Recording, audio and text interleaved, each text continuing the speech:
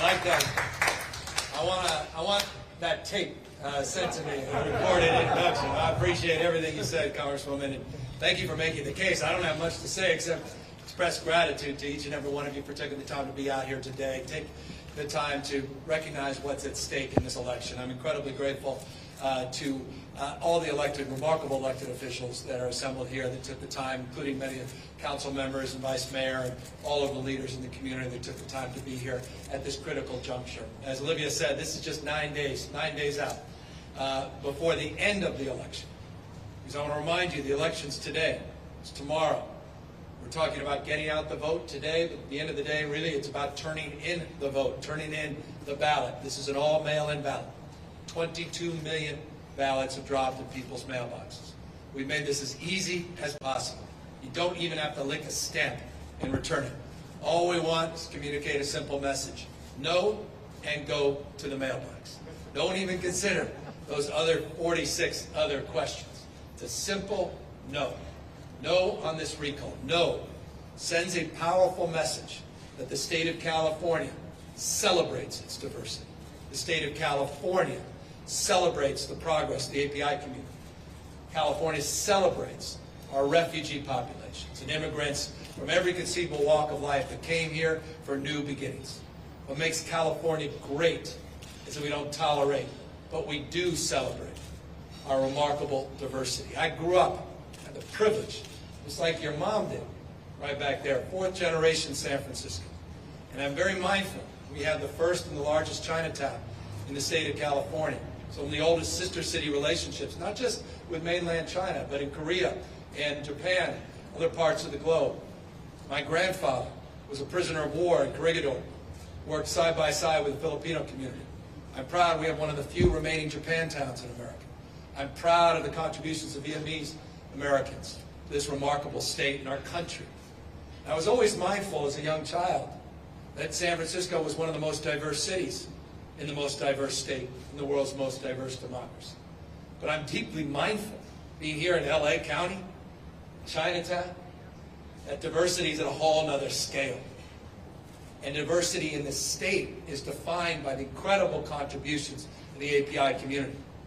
The vast majority, overwhelming plurality of Asian Americans live in our great state.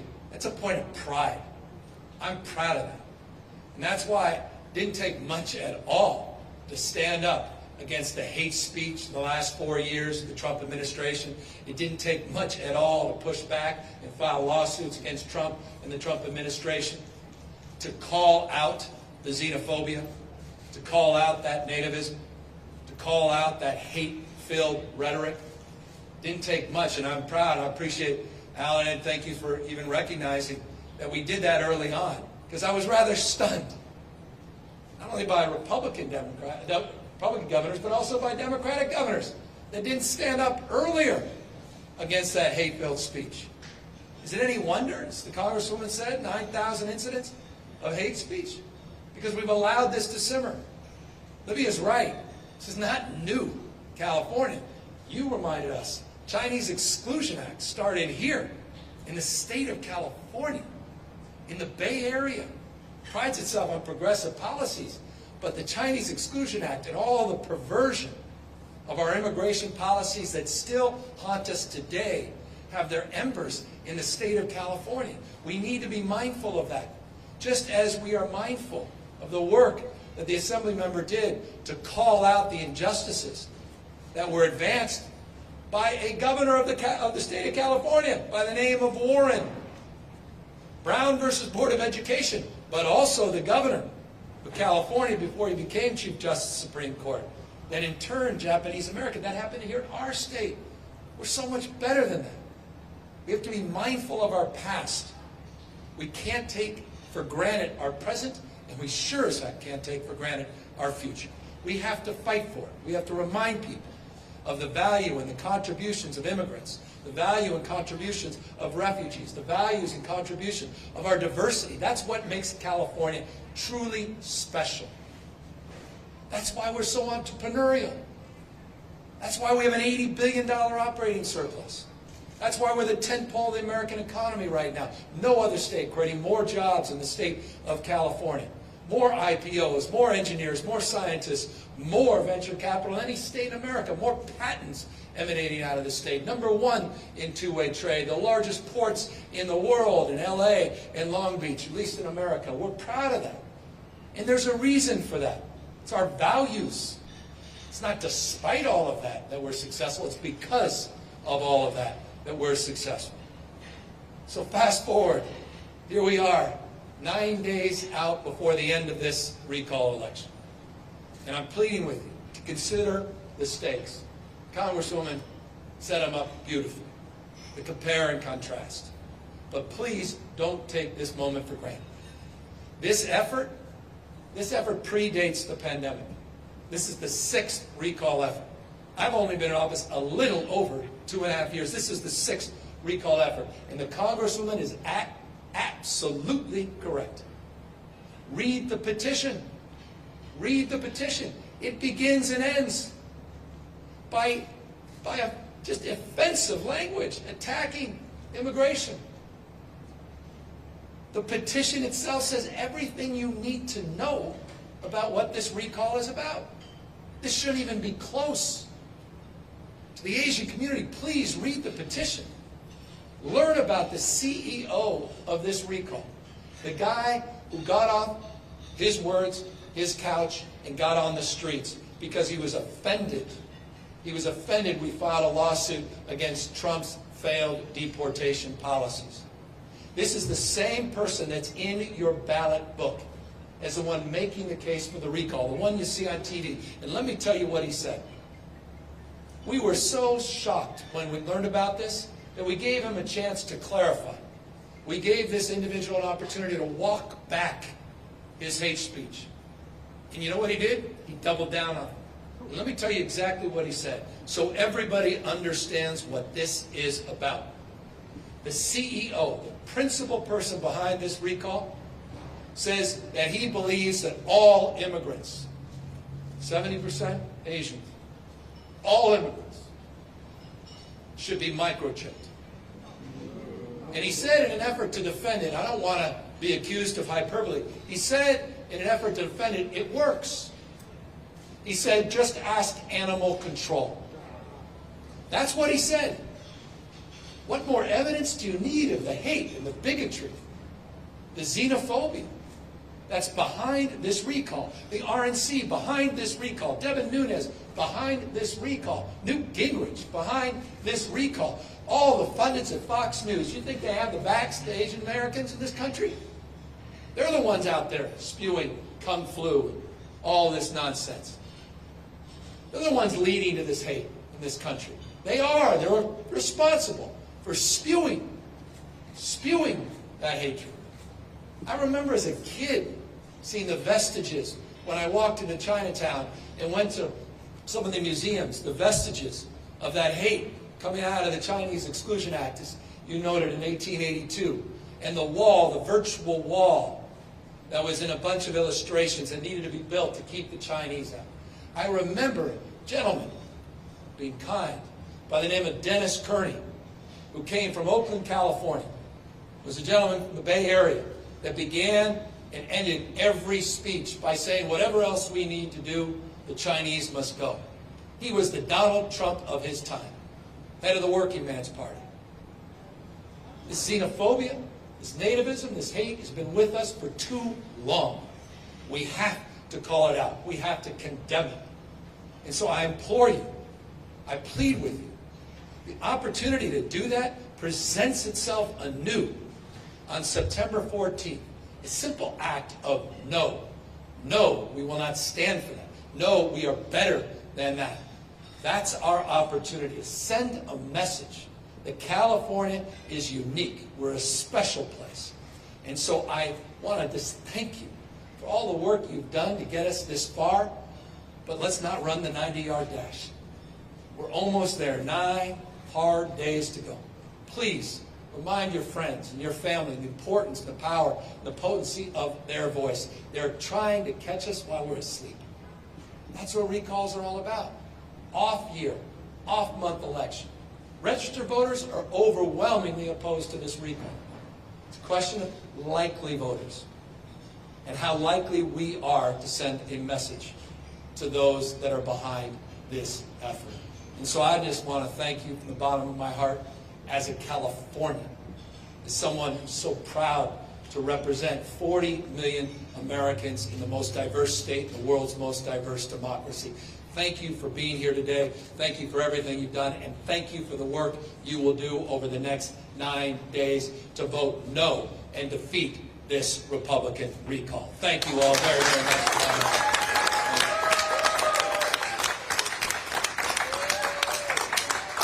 Thank you all. And with that,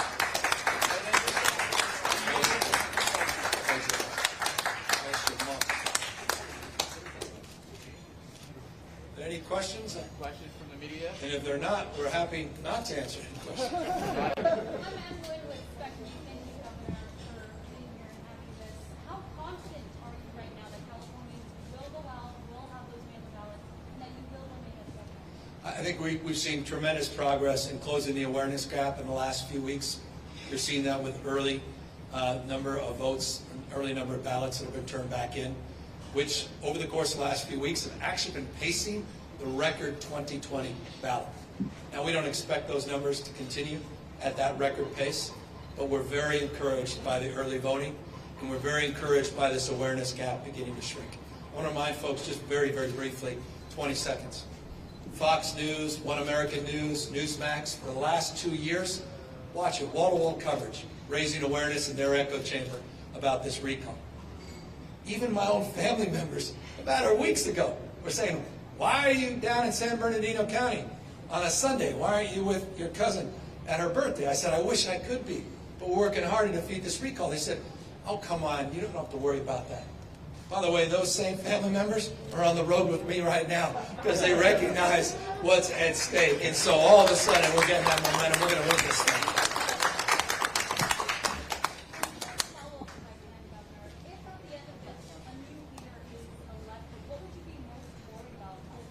Well, it will be Larry Elder. He's running away with it. It's not even close.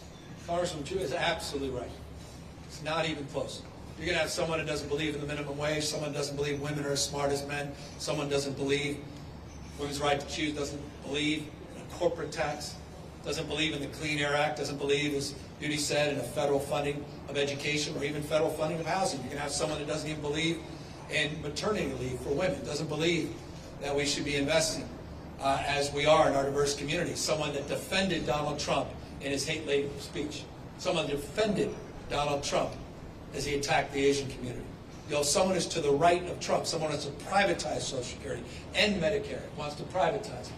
Someone who wants to eliminate FEMA at a time when we're getting the federal government to help us with all these emergencies. Someone who doesn't believe in climate change, thinks it's a hoax and a myth, wants to increase offshore oil drilling right off the coast here in LA. And someone perhaps more damning than anything else, and I appreciate the reference to life and death, that was not hyperbole. By any stretch of the imagination, we have the second lowest COVID case rate in America right now. The second lowest. We have among the highest vaccine rates in America right now, and we believe in science. We believe in public health.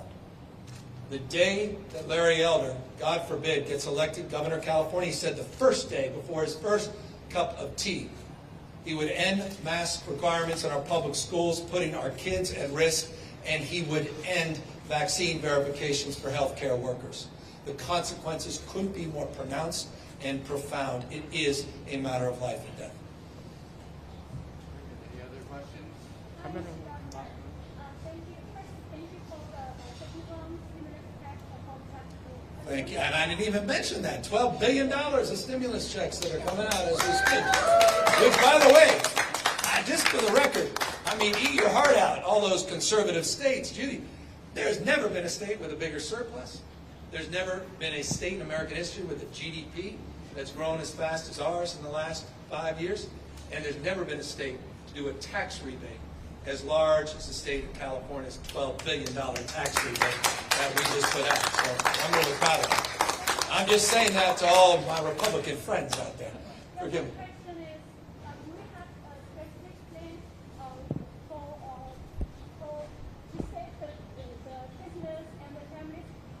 coming out from California. I Yeah. guess the main concern about the public safety and also the high tax and also the policies. Do Yeah. you have any specific plans to improve those issues? We put $4 billion of small business loans, grants, not loans. $4 billion for our small businesses. We designed the program with true representation of who our small businessmen and women really are. Majority, overwhelming majority, are women and minority-owned businesses. And we are holding our end of the bargain, meaning the dollars that have gone out, the billions of dollars that have gone out, have disproportionately gone to women-owned businesses and minority-owned businesses. $4 billion. We have $5.2 billion to pay 100% of people's back rent to April of last year and 100% of their rent through the end of this month. We put $2 billion on top of that to pay your utilities, your water bills, and your electric bills.